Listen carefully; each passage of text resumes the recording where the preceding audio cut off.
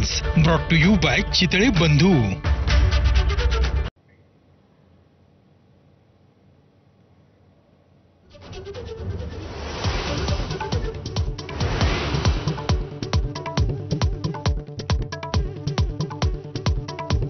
महायुती सरकारचा उद्या शपथविधी सोहळा। मुख्यमंत्री आणि 2 उपमुख्यमंत्री पहिल्यांदाच घेणार शपथ। मुख्यमंत्री कोण याची उत्सुकता कायम।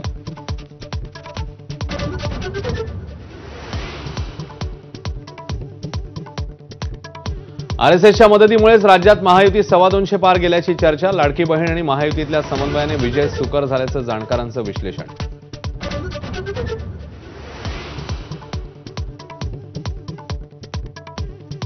पहिल्यांदाच महाराष्ट्राची विधानसभा विरोधी पक्षनेत्या विना असण्याची शक्यता। विरोधकांपैकी एकाही पक्षाला 28चा आकडा गाठता न आल्यानं विरोधी पक्षनेते पदाची शक्यता धूसर। विधानसभा निकालाचे मवियावर दूरगामी परिणाम। स्वतंत्रपणे राज्यसभेवर पाठवण्यासाठी संख्याबळाचा अभाव।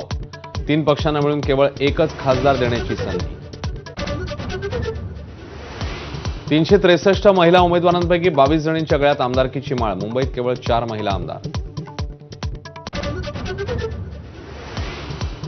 महायुतीचे तब्बल 14 उमेदवार 1 लाखांपेक्षा जास्त मताधिक्याने विजयी। धुळ्यातले शिरपूरचे भाजप आमदार काशीराम पावरा यांना तब्बल 1,45,000 मताधिक्य।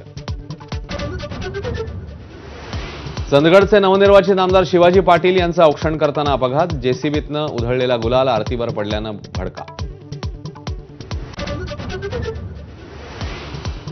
नागपूर ग्रामीणमधील सुनील केदार यांच्या वर्चस्वाला धक्का। ग्रामीणच्या 6 पैकी 5 मतदारसंघात मविया पराभूत। सुनील केदार यांच्या पत्नीचाही आशिष देशमुखांकडून पराभव।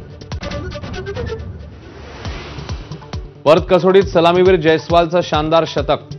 राहुल 77 वर बाद। सलामी 201 धावांची। भारताची आघाडी 300 पार।